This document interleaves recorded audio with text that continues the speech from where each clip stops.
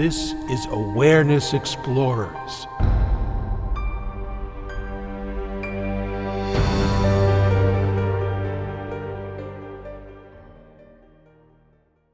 Well, welcome, friends and family, to another episode of Awareness Explorers. I'm your co-host, Jonathan Robinson.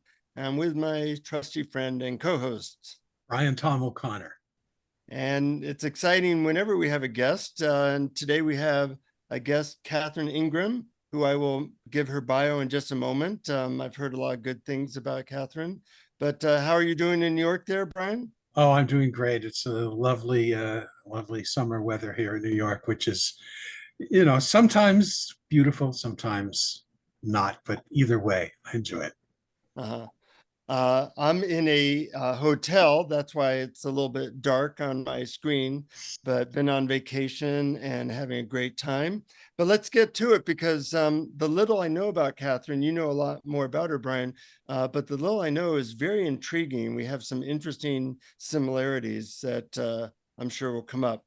But let me go a little bit into Catherine's bio.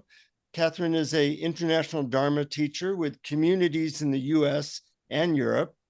Since 1992, she has led Dharma Dialogues, which are public events that encourage the intelligent use of awareness within one's personal life and in one's community.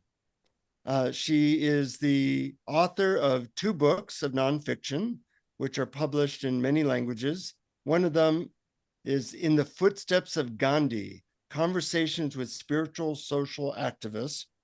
Another one is Passionate Presence, 7 Qualities of Awakened Awareness, and one novel called A Crack in Everything. I assume that probably comes from the Leonard Cohen lyric, but we'll get to that.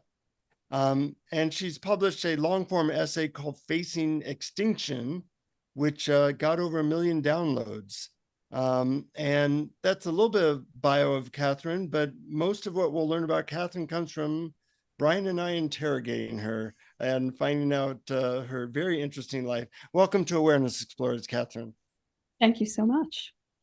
Since Brian knows more about you than I did notice that back in 1990, with your book In the Footsteps of Gandhi, you interviewed a lot of spiritual leaders.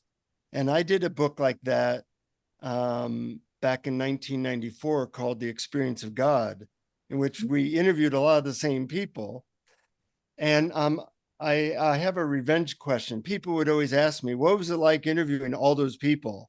And of course, it's huge to be able, what do you say? But I thought if I ever get an opportunity to ask somebody who's done a similar thing, I want to hear what their answer. What was it like interviewing all these great leaders? Well, the book actually, which only had 12 interviews, was a distillation of a lot of years of being interested in matters of what you could call empathic activism. So I had interviewed about 100 people for publication in magazines. Mm-hmm. And then I thought to do this book, and then I interviewed some of those same people again, only chose 12 for the book. And then I added a few that I had never interviewed. So the reason I went on that journey was that I didn't go to college, and I decided to just create my own curriculum. So it was my way of educating myself about things that mattered to me and about my burning questions having to do with, I had been a young Buddhist practitioner in those days and into meditation and so on. And it came to a point where I thought, well, this is all well and good for us who are, spending time in these silent, beautiful places in Dharma communities, gentle folk. But, I looked around at the world and thought, the place is a mess. Is there anyone out there who's addressing the social and environmental and the political issues from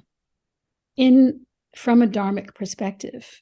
And so that led me to this whole focus and, on, like I said, empathic activism and interviewing people who I admired in those fields. And so I was just very lucky to, the only reason I actually became a journalist per se is that I knew I had no access to these people to go and spend deep time with them, Right.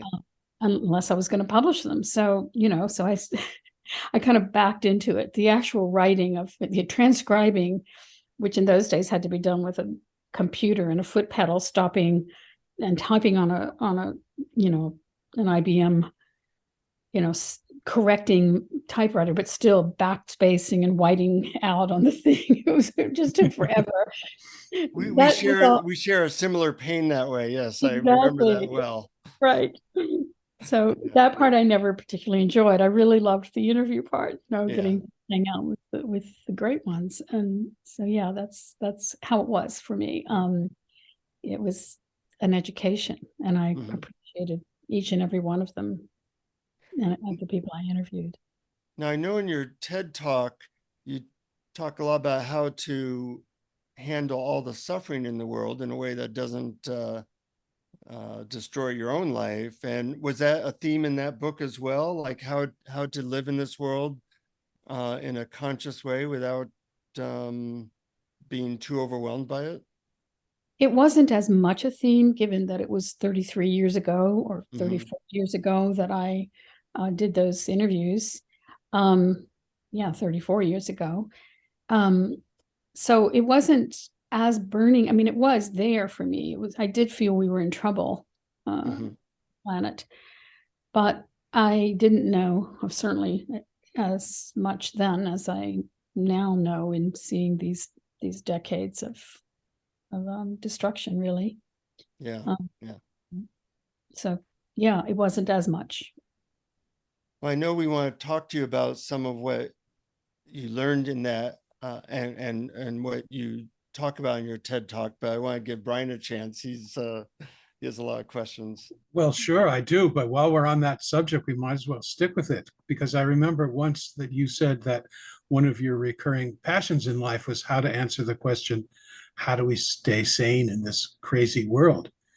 And in your TED Talk, you actually list a whole bunch of really practical things like finding your community and creating one, and finding your calm. And so for people, who may have missed that TED Talk, for our audience, what advice, how do we stay sane in this crazy world? One of the things that I need to practice a lot, and I hope I get better at it, is not projecting visions of the future in my head. Because it's quite easy, I think, for any of us to look at what's happening and then imagine an extrapolation that gets worse from where we are now. And so it's a kind of training to not do that and to allow for other possibilities, right, that might deviate from the course we're on. So that is one part that I employ to stay sane, is to just stop projecting. There's a way in which you can't just ignore your own what ifs, but to really keep it in check, to really not indulge it. So that's part of what I said, is don't indulge dark visions of the future. Don't indulge them. If they arise, okay, they arise and float by, and fair enough. But there is a way in which it takes some discipline to not just keep, spooking yourself, like they say in Buddhist circles, painting a tiger on the wall and becoming afraid of it. It reminds me, Catherine, I was listening to an interview with Ann Wilson of the rock group Heart.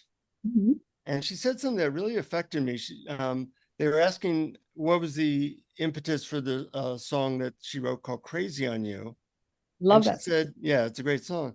And she said, well, back in 1972, we were pretty sure that the world was coming to an end. And so this was about, I'm going crazy, and in our last moments before the world ends, let's have a good time. And it struck me as like, oh, I guess in every time we always think the world's going to end. I was watching Oppenheimer, that movie, and they thought the world was going to end then. And of course, in 1968 with the assassinations, people thought the world was going to end. So we always are projecting that, and in reality, we have no idea how things are going to go. Right. Yes, that's true. We don't really know. Mm-hmm. Yeah. And I did leave that option open in my essay of not just assuming, but the data is definitely troubling. Mm-hmm. Yeah. Yeah, there was a song a long time ago. I think it was from 1970 by Quicksilver, and it was Mm-hmm. called What About Me? A fantastic song. And it's really a long song, which they used to play on the radio those days. They used to play Yeah. 6-minute songs, but it's brilliant. And you listen to it now and it's like, wow, it's more true now than it even was then.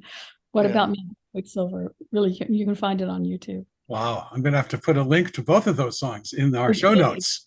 While you're doing that, Brian, my favorite song growing up when I was 7 was Eve of Destruction by Barry McGuire, which was also about the end of the world. And, my parents thought it was a little bit weird that I was singing about the end of the world at age 7. But that's something of the mind that we always are projecting onto the future, that things are probably going to get worse. What gives you hope, Catherine, or what is another strategy for people who are inundated with the amount of suffering that you would say, you might consider this? I would say that part of what plagues people in our culture, that is Western privileged cultures, right, is that we've had an assumption of longevity pretty much our whole lives. We've grown up in certain types of expectations. Mm-hmm. Now, obviously, we knew something can happen. You can have an accident and die, or you could get a sudden illness and die, and so on. But generally, we assumed longevity, Mm-hmm. which is unlike most people in history who grew up in times when you could die so much more easily and much more young. So part of our fear and our frustration, I'd say, is that now we're confronted with, well, it may be not true that I can just assume longevity. And so it's a kind of shaking hands with that understanding of, okay, this is how it has been for most people in time, and how it is still for a lot of people on the planet. Mm-hmm. So it's leveling the playing field, actually, of we can't just assume longevity anymore. It's not wise to just assume it. Obviously, it's not wise to assume it's not going to happen either, but to really stay in a kind of unknown, and that really throws you into seizing the day. I mean, really, totally experiencing gratitude for whatever time you get, just as people had to do. And you really have an appreciation as you start to surrender to that understanding. You have an appreciation of how strong the human spirit has been, whereby people in the most difficult circumstances, where they're struggling all the time for survival, and yet they keep going and have to and fall in love and have children and make art and do all the things that we appreciate in a life. They did that with that sword of Damocles hanging over their heads. So if that's what's happening for us, so be it. That's what we have to honor and set aside our, at this point, perhaps unrealistic certainty about how much time lies ahead for us, each of us. Yes, and you're talking about that reminds me of the title of your book, Passionate Presence, because that's really what you're advocating. I mean, having gratitude and fully experiencing right now instead of projecting this future thing, good or bad. And I love the title of that book because it suggests that presence is, even though it's its nature is peace, it can hold the passionate involvement in life, that the two are not contradictory. Yes, exactly. That was, I very deliberately wanted that word in front of the word presence. Right. Not just a sort of sleepy, detached presence, you know. Right. Not just a kind of existing in time presence. It's a more engaged, a more wakeful. Yes, I've come across a lot of people who say they have had a spiritual awakening, but then they hit what I guess I'd call a dry spell, where they say nothing interests them. And it seems like they're not really in full embodiment of their humanness. And so I assume that humanness isn't something we need to transcend. Have you run across people who have told you that? Well, yes, or that I have sensed that their perspective is a kind of misunderstanding of the Dharma, in that, you know, a lot of these concepts can be used as escapism, right? People can have a sense of just a kind of withdrawing from involvement. And I think a lot of traditions have actually been rife with that.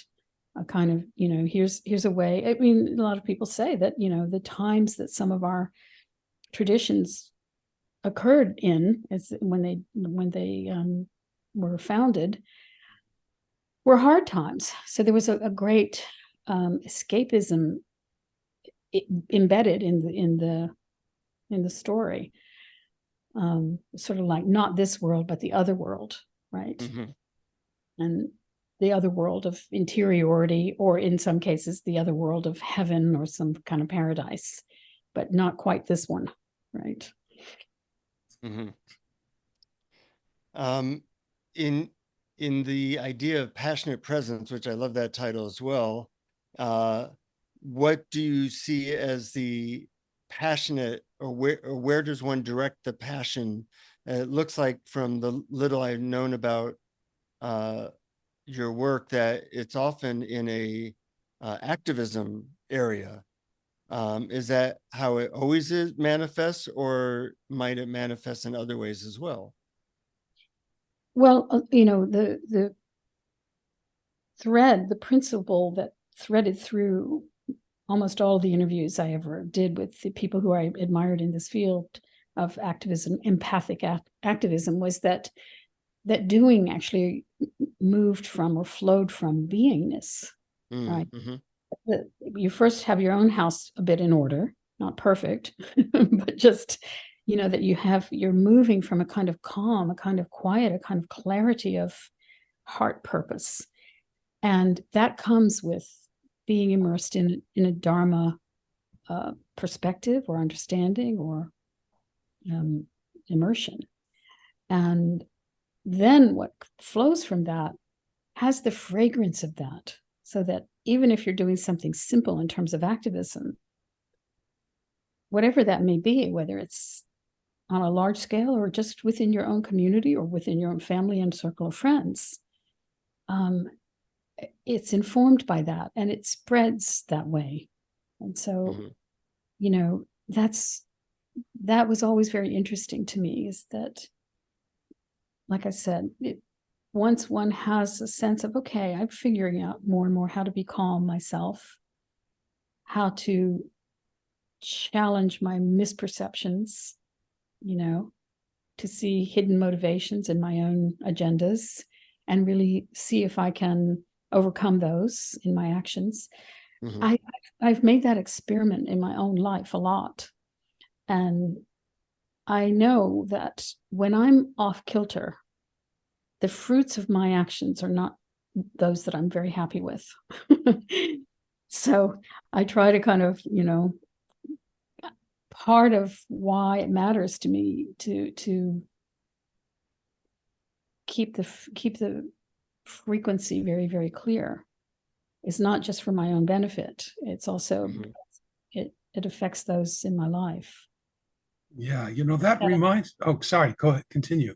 I was going to say, I hope that answered that question. It was a bit of, I went on a roundabout way to answer it. It was very helpful. Yeah, I thought it was a great answer, and it put me in mind of there's a section of your book, Passionate Presence, called A Contagion of Joy. Mm. And that in turn reminded me of something that Rupert Spira quoted the Sufi teacher Irene Tweedy as saying to a friend of his, "Come and stay with me and I'll infect you with my happiness." Oh, beautiful. That's gorgeous. Yes. What a And, great invitation. right. And when you talked about putting your own house in order, that's what reminded me of it. I mean, when we find the happiness within, in fact, that's, I think, in my opinion, it's our default state, and just all the thoughts about the future and stuff get in the way of it. But when we connect with that, we can't help but spread it.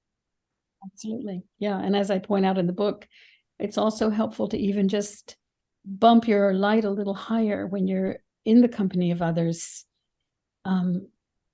for anyone who might be feeling a little low, to just sort of just let it blaze a little tiny bit brighter than it might have to when you're just on your own and just peaceful, Yeah, well, that's so opposite from what most people do when they are with people who are down or suffering or unhappy.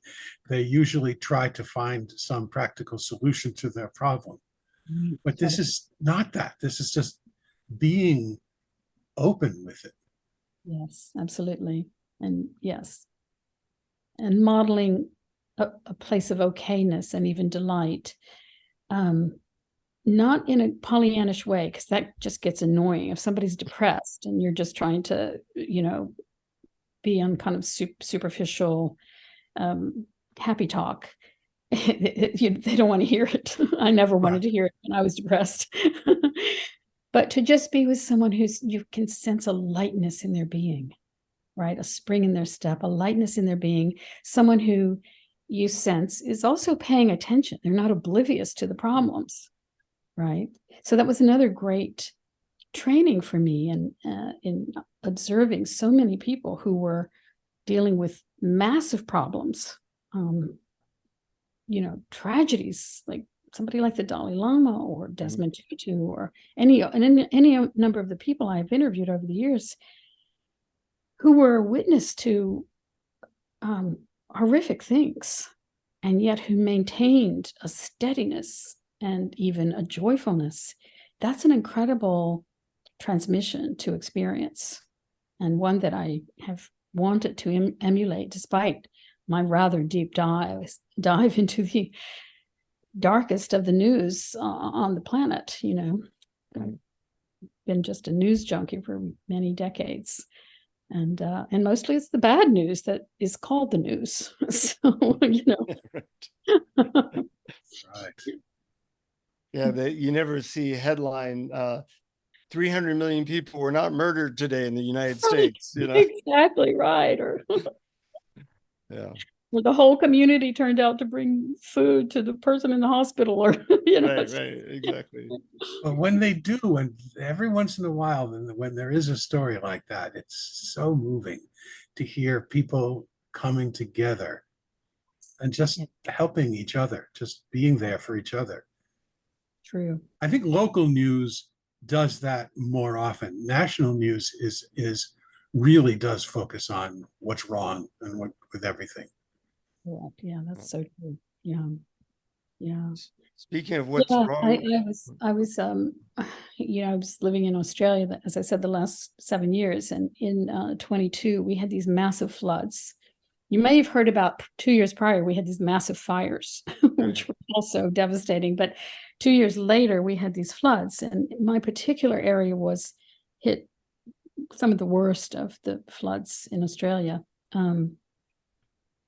And 25 homes in a relatively small population of people, 25 homes were completely swept away, were flooded and gone. And then the floods also affected so many other homes. People had to evacuate. So the whole entire region was and we had no internet for days on end. So the whole region was just in trauma, but the community turned out so beautifully. God, it was just incredible.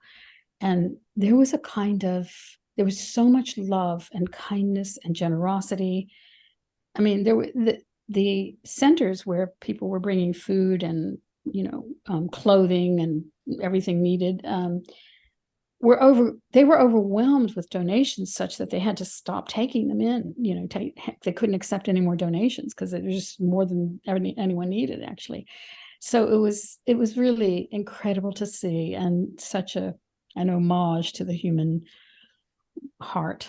Yeah, that's beautiful. There's a line in a movie I like called Starman, which is about an alien coming to Earth, and a journalist is asking him, what have you learned about human beings? And he says, people are at their best when times are the worst. Mm-hmm. And makes me think that, we're it looks like things are kind of hard nowadays for a lot of people and might be getting worse. And that might trigger that deeper human connection. This last winter, my wife and I didn't have power for 13 days. Mm-hmm. And it snowed about 6 feet. And I had never met our neighbors because they're literally a quarter mile away. And we needed to know our neighbors basically for survival. Yes, and they were very kind, and we all chipped in, and it was ended up being a really great experience, although we were freezing cold for a lot of it. But sometimes when times are hard is when we really go deep within and realize our common humanity. Yeah, so that's a silver lining. It is the silver lining, and it's something we've heard over the last, well, in my lifetime. I've heard this in many different contexts. People in war times, the intensity of community that they experienced, like sometimes they even have a nostalgic missing of that time, despite the fact that it was war. That's true. I think I remember people saying, including my father was in World War II, that he almost never felt more alive than and felt more comradeship with his yes. buddies, and that was quite special. And so it would be long ago there was an Esquire article, cover story, and it was Why Men Love War. And it's a long time ago, and I haven't seen it since, so maybe it's somewhere online, but it so gave me an understanding of exactly what you just said. A lot of men who were in war together, first of all, they were so present and so alive.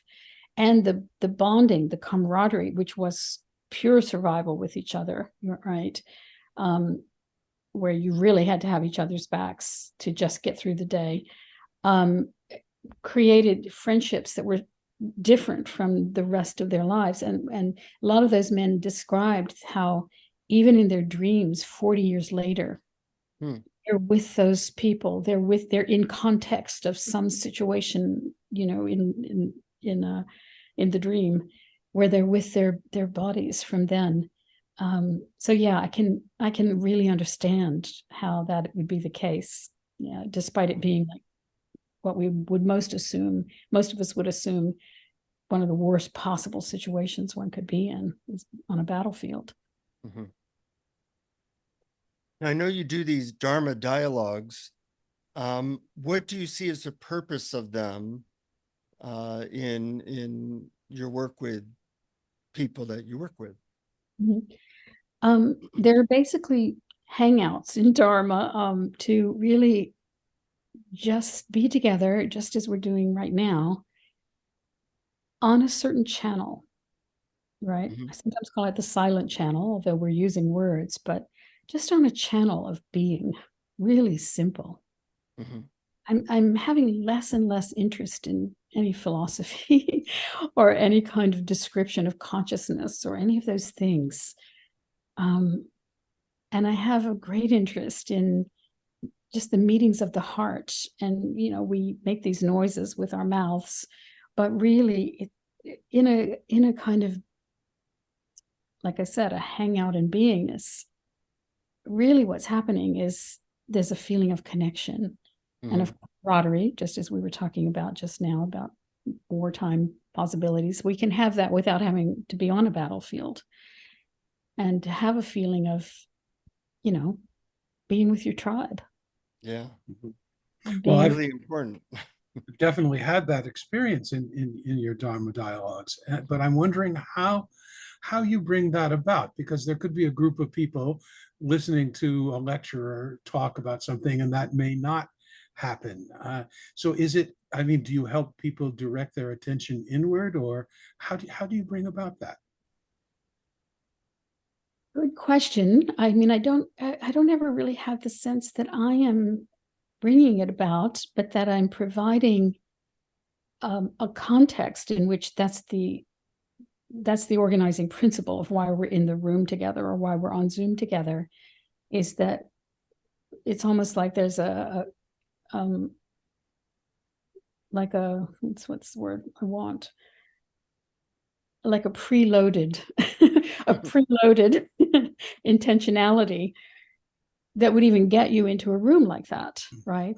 There's a homesickness, let's say it that way. There's a homesickness that yearns for a certain frequency whereby you can just be. And it might be something that, well, I think it's something that almost everyone has had glimpses of, whether it's, watching the birth of a baby or a puppy, or the death of a loved one, or standing on a mountaintop and it's a spectacular one-off sunset, and just those moments. Or sometimes people get there through plant medicine, or silent retreats, or various ways that we have been yearning. The humans have yearned for this forever. I kind of marvel at the fact that it's fairly simple to access, but a lot of times people go through a lot of hoopla to try to access it, and that can be actually, not even that effective. I like to provide a context in which it is so simple, and that there's just no frills, that is just really something that is so familiar to you that you just fall into it. And that is the invitation of the sessions that I lead. Mm-hmm. It's very very secular, in fact. I don't really have any belief system that's being purported. I try to make it, I try to speak a language of the heart, and it gives permission to others to speak that language, which we all have. So I'm grateful over the years that the people who tend to come to my sessions, they do speak much more in kind of plain English. It's not loaded with philosophical concepts, because they quickly see that's not the language we're speaking. Do you ever recommend that people do certain practices, whether it be meditation or any, obviously the Dharma dialogues is a certain practice, but I'm wondering if there are others that people might do in their daily life. Well, I lead silent retreats, and I lead them, but I also attend them. I attend the ones, because I always assume that I'm in attendance at the retreat as well. I find that silent time, like just time out of time, silent immersions are an incredible reset of the mind program and of the heart program, and a clarification of things that are clouded, or that need to be seen, or kind of a, just an understanding, finding ways that are much more simple to execute in your life, right? It's just much more efficient, you could say. Mm-hmm. Like you just get rid of a lot of dross when you sit in silence for a few days, even. And then the longer you sit, there's more layers of dross that get seen. So it's not about sitting per se. I shouldn't have said it really that way. It's because there isn't a lot of sitting at my retreats. There's some, but not much at all. There's 2 sessions of Dharma dialogues that kind of keep people on track. and again, that's a shared experience. It's not me telling them how to be. It's that we're in a room together, and that the osmosis of that is powerful. But we also have a few half-hour sittings, 2 or 3 in the day, and that's it. And then we have some walking together, walking in silence. But the rest of the time, people are on their own, reading or wandering about, or, depending on the facility. And it's astonishing how effective that is in getting people to a state of joy, even sometimes people who come in deep grief, having just lost someone. Or an animal or whatever. It's incredible how joy becomes accessible, not through an imposition of telling people to be joyous, but because it just erupts, So maybe my question about bringing something about is actually the wrong way to put it. It sounds like, it almost sounds like dropping effort. That is it. And the healing almost, happens by itself in that silence. Absolutely. It becomes inevitable. Yeah. And you then see the misguided thrust of effort. You see that is actually an obscuration. Yeah. You do a fair amount of effort, though, in terms of your activism. So I'm wondering how you are able to do that so consistently in a way that does not lead you astray. Well, I have in the past, of course, been on a number of boards and have been involved in various, actions and so on.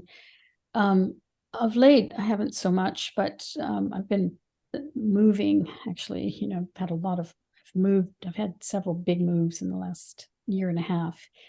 But what I would say is that I always have been attracted by love. Like if something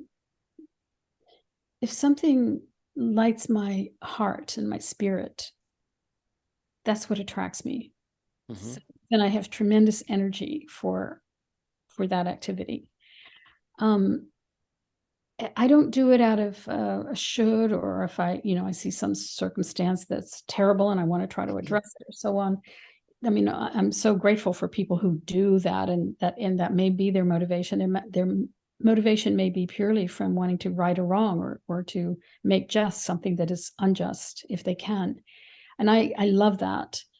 And there would be certain circumstances that I would get very energized in that way. But usually it's out of love.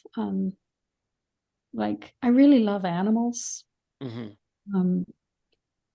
a few years back, probably a decade ago, actually, these friends of mine put together this animal rights organization. And so I was on that board for a long time, and not now. And longer previous times, I was on Tibetan human rights boards and Burmese human rights boards, all because I loved those cultures. And so one of the things I've seen with the people I've interviewed is that they also started from love of their own people, usually of their people, like Cesar Chavez. Do you know who that was? Yeah. Founder of the Farm Workers Union and movement in California long ago, and who really was a great Gandhian student of Gandhian philosophy, nonviolent strategies, and went on many fasts to put forth the cause of his people, his co-workers, and so many fasts and long fasts. I think that's what killed him in the end. He had kidney failure, I think it was. But in any case, the way that started was that he saw the injustice occurring to the farm workers, of which he was one. And people started going to his house, into his very humble kitchen table, which I sat at and interviewed him at many years later, when he could have probably gotten donations to live in a much more kind of glam way, but he didn't. And, you know, there they would sit and talk about their stories of being oppressed or beaten or cheated or whatever, or, you know, or sent back to wherever they came from, etc. And the long, horrible hours, the working conditions, etc. So that all moved from love of his people. And he started standing up and organizing. And this is the oldest story in the book of how people end up as activists, so-called. It's really, you know, just as if you had a kid who had a particular illness, you would become an activist, not because you think I'm an activist, right? It's that you would find out everything you could about that illness and ways to address it. You would move into action out of love, an action born of love. Yeah. And I suppose part of that love harkens back to something you said earlier about not dwelling on the horrible images of the future, but that I think you really need to be able to envision what it would be if it turned out well. What would it be if with the success of activism, what would that be like? I mean, I think activists probably need to hold the positive in their hearts. Yes. And not just, oh, this is bad. Yes, that's great. Yeah, I agree. Absolutely. I mean, I think that that's a way that a lot of people have success in whatever field they're in, is that they're sort of seeing a possible outcome that is bright and shiny. But I love that you've applied it to activism, which is, you know, the primary motive is helping others or helping oneself and others. Now, I would be, oh, sorry, go ahead, Jonathan. I was talking, I don't know if you know who Rick Doblin is. He's created an organization studying psychedelics, and he's been at it for 40 years. And he even got his doctoral dissertation at Harvard about how to get drugs legally through the FDA process. I was asking him, how'd you stay consistent with this for 40 years? And he said, yeah, I loved the medicine, MDMA, and I thought other people could benefit. And what's more important than doing something that brings more love into the world? Yeah. Right. Yeah. And he was motivated by his own love. Yeah. Right. Yeah.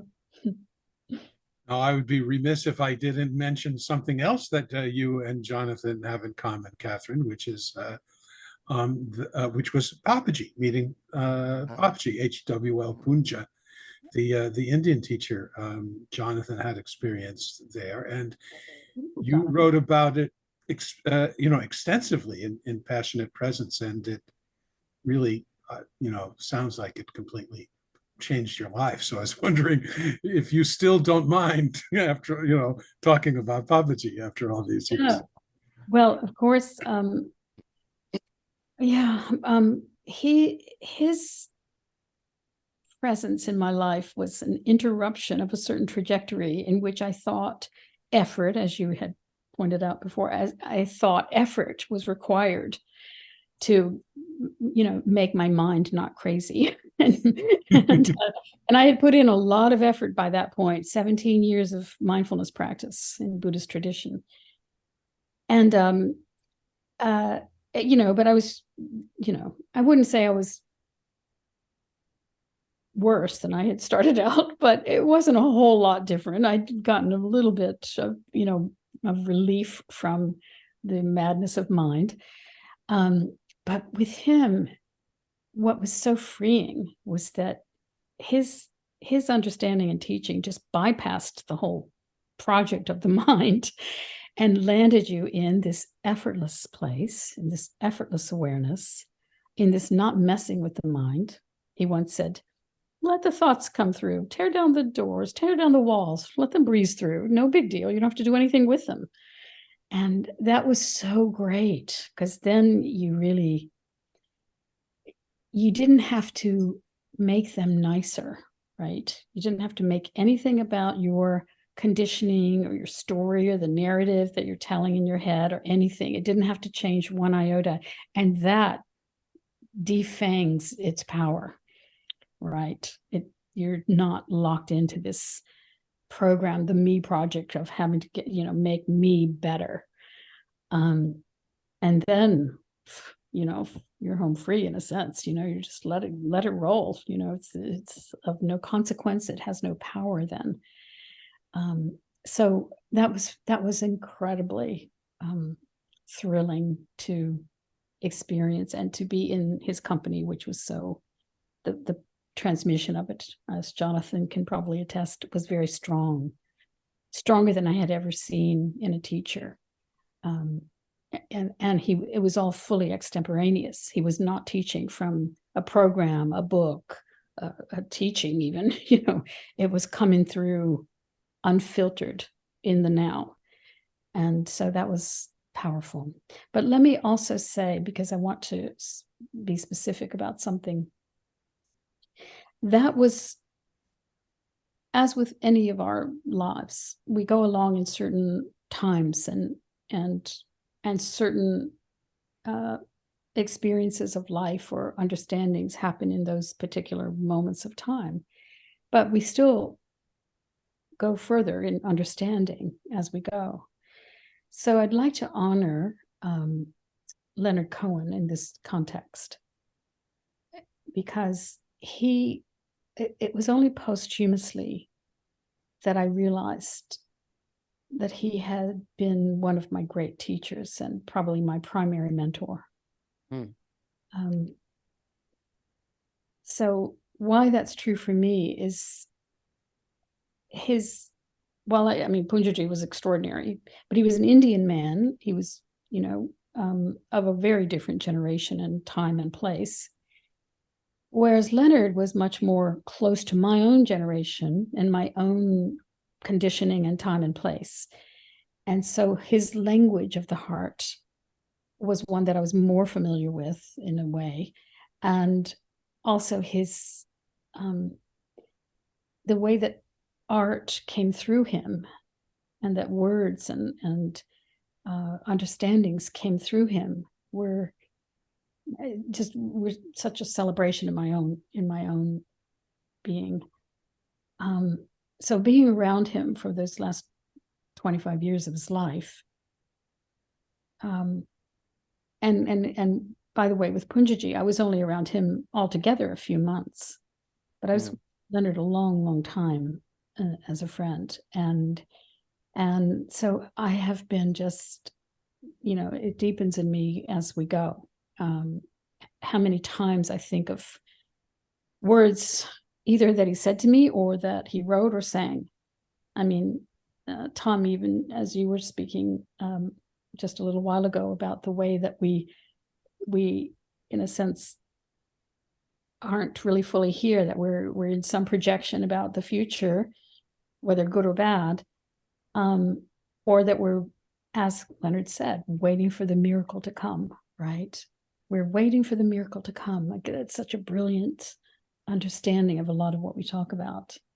The full stanzas, baby, I've been waiting night and day. I didn't see the time, and I waited half my life away. There were lots of invitations, and I know you sent me some, but I was waiting for the miracle to come. So that was like, there was so much richness in his expression, in his being, in how he was as a person.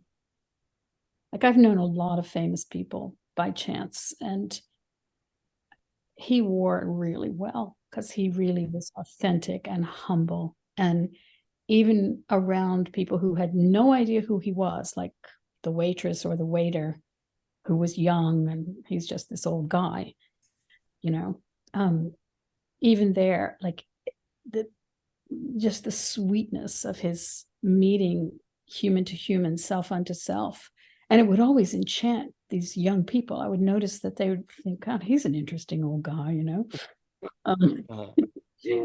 Anyway, I diverted us off conversation, I think, but well, I'm so glad you did. Actually, that was going to be my next question after Papaji was Leonard Cohen. Oh, and there you go. So it was perfect. And as a matter of fact, I think that there's a way to tie them together. I know that you have a section of Passionate Presence called Waiting for the Miracle. And it sounds like, I mean, people think enlightenment is this event that's going to happen in the future, right? And also in your book, you also talk about Ramana Maharshi's awakening. Ramana Maharshi was Punja's teacher, Papaji's teacher. And when he first awakened as a teenage boy, he was, let's see, I actually have a quote from your book. It says, overcome with the fear of death and stricken with fear, he lay down and allowed his awareness to examine what exactly it was that would die and what could possibly remain. Now, I've heard that story many, many times, but it wasn't, and I just reread your book in Kindle in preparation for this, and for the first time, I realized that he did not lie down and say, how can I become enlightened? No. It was a burning question of curiosity. Yes. And it was in that moment. And so I think that the whole idea of waiting for the miracle and instead looking inside and asking a burning question about your real experience right now are somehow connected. Yeah. Yes, indeed. And that burning question, of course, being one of the most fundamental questions of life, this that we're facing death, right? And that it's just hanging around in awareness for many people, and maybe some are better at denying it. But I think a lot of our actions and a lot of people's actions in life are this kind of running as fast as they can to not look at that. So for a teenage boy at the age of 16 to say, I am going to die and I need to look at this, right? I need to ask myself, right, what is going to die and what would remain? And when you ask that question, it's very, very interesting. If you ask it from a deep enough place, it's not that something of you perhaps remains. I think it's that one's identification switches from this carcass that is going to die to that which is ever blooming, right? That not personally, not you, not some personal ever blooming, but the greater blooming of this, mystery that we're in. And so I find that it's much more, it's just so freeing to start to identify with that. If you're going to identify with anything, right, start, it's like Nisargadatta said, I am that, and people misunderstand what that referred to. They want it to be personal. They want to anthropomorphize it. So get this get out of jail free card where they never die. But it's not quite that. And if one understands this other way of seeing, rather than identifying with this small creature who we do have to take care of, and we can't just transcend the needs of the personal or transcend the psychology of the personal, but not to have the entire fixation of who you see yourself to be or what matters to be about this little personal creature who's here for a blink in time and will be easily forgotten quickly. That's one another thing that's so amazing to me, that we're trying so hard to matter here and to and to be somebody and to have some sense of self that's great, but it's a poof it's just dust in the wind pretty soon. And if one could also see that, it's very, very freeing. And then also to put your attention on the bigger picture, that we have something's just blown into existence, maybe endlessly, which seems the most logical to me, but I think logic doesn't apply in these kinds of conversations. But anyway, that we at least have somehow come into existence, that we can see, and that it's such a mystery, and that why not kind of be more connected to the mystery, right? Yeah, rather than try and get answers, to allow ourselves to just be in the mystery and relax into it. Yes, yeah, exactly, right. That's Is there any last things you want to say to our listeners, Catherine, that we haven't covered? Well, we've covered a lot.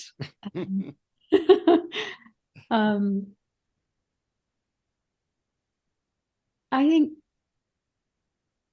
I'll speak as if I'm speaking just to myself, which is to double down on gratitude and loving thoughts and kindness. During this short time that we have in this particular form. Yes, indeed. That's always a good advice. Yeah. And I think, when we're in our true heart, those are pretty much the main instructions. Any last thoughts, Brian? Well, I'm very grateful that we got to talk about all this stuff, including Papaji and Leonard Cohen.